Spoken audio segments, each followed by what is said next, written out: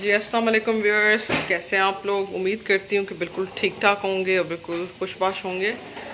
तो बस आज का दिन बहुत बिजी था। मैं सुबह सवेरे उठ के बस कुकिंग कर रही हूँ। आज कुछ मुख्तलिफ सा बनाया जाए, इसलिए मैंने आलू शिमला मिर्च के साथ कीमा बना रही हूँ। तो कीमे को मैं भून रही हूँ और ये है कि अच्छे तरीके से भुनाई करने के बाद ना इसमें मैं शिमला मिर्च और वो जो है आलू डाल दूँगी, क्योंकि ऑलमोस्ट गल गया। मैंने इससे पहले पानी डाल के गला भी लिया था और इसका पूरा मसाला बना लिया था जिस तरह हम बनाते हैं, टमाटर प्याज लहसुन अदरक के साथ जो है मसाला बनाया था। उसके बाद इसको थोड़ा पानी में रहने दिया था कि ऐसे कीमा गल जाए। ये मटन का कीमा है।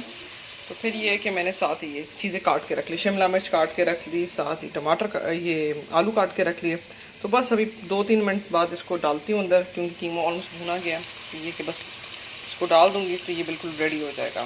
आयरा जो है ना, ये बॉक्सेस के पास आके कोई मस्ती शस्ती करने की कोशिश कर रही है, पर होपफुली कोई शरारत ना करे, क्योंकि भरे हुए हैं। कहीं खुदा ना खास्ता कहीं गिर गया इसके ऊपर तो उसको लग जाएगी।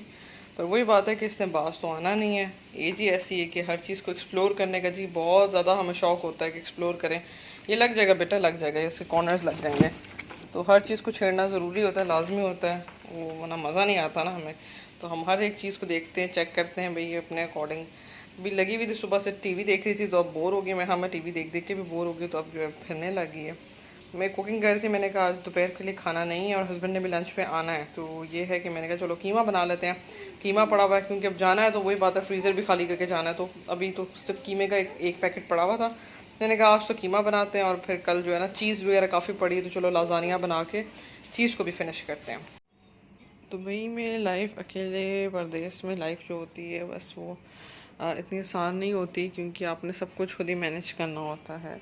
अब जैसा शिफ्टिंग करनी है या बाकी चीज़ें हैं सब कुछ, तो अकेले ही सब कुछ करना है। लेकिन ये है कि फिर भी कई चीज़ें, कुछ चीज़ें बहुत बेहतर हैं अगर देखा जाए तो। जिस तरह यहाँ पर मैं जब मेरी प्रेगनेंसी थी और बाकी चीज़ें थी, जिस तरह प्रेगनेंसी में मेरा कुछ मेडिकल इश्यूज़ था कि डॉक्टर मुझे अलाउ नहीं कर रहे थे कि मैं ट्रेवल करूँ।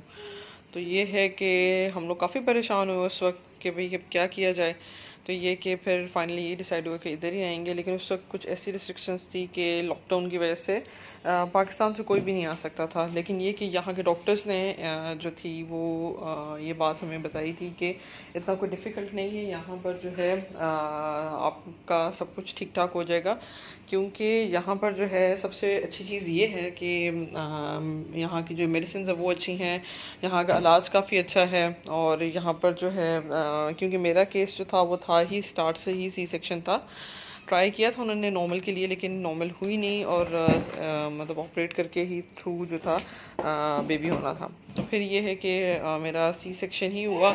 लेकिन ये है कि अल्हम्दुलिल्लाह अल्हम्दुलिल्लाह काफ़ी अच्छा हो गया था कि कोई मसला नहीं आया, कोई दुश्वारी नहीं आई अल्हम्दुलिल्लाह। और मेडिसिन इतनी अच्छी थी। फिर 3 दिन जो था हॉस्पिटल में ही रहते हैं, तो ये कि पेशेंट 3 दिन हॉस्पिटल में रहते हैं तो नर्सेज बहुत केयर करती हैं।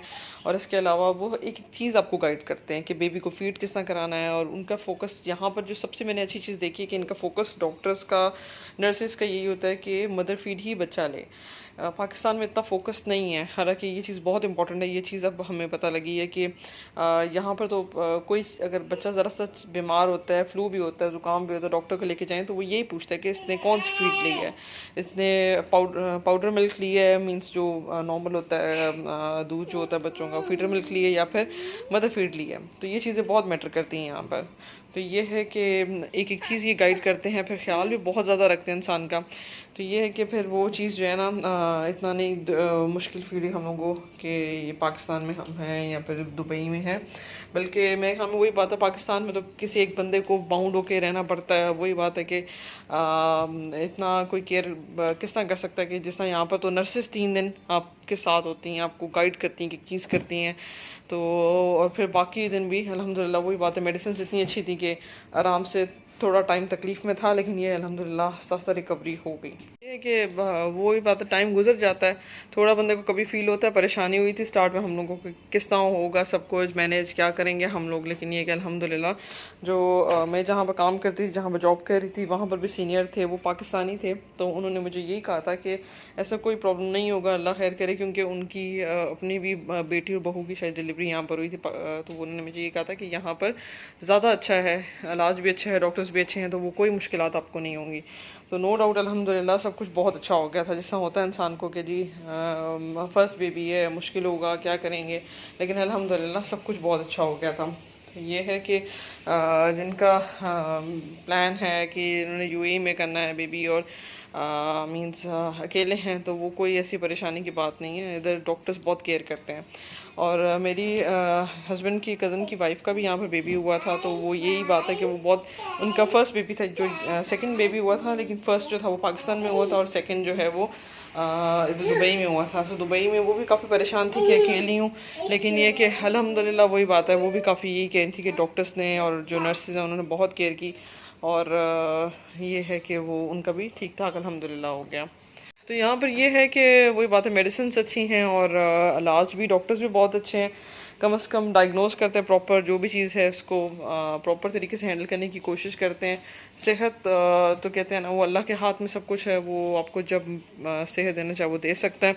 तो ये कि अल्हम्दुलिल्लाह शुक्र अल्हम्दुलिल्लाह, यहाँ पर जो भी हमने केसेस देखे हैं वो अल्हम्दुलिल्लाह बहुत अच्छे हुए हैं। पहले से मेंटली प्रिपेयर हो, बेबी के कपड़े, शॉपिंग, सब कुछ, उसके पैम्पर्स और वाइप्स, बाकी चीज़ें सब कुछ, उसका बेबी बैग पूरा रेडी रखा हो आपने, क्योंकि जो मोस्टली यही होता है कि पता नहीं होता 7 मंथ के बाद, कुछ लोगों का प्रीमेच्योर भी हो सकता है, होता है, कुछ लोगों का केस होता है पहले से ही पता होता है डॉक्टर्स को कि भाई इनका प्रीमेच्योर होने का चांसेस हैं।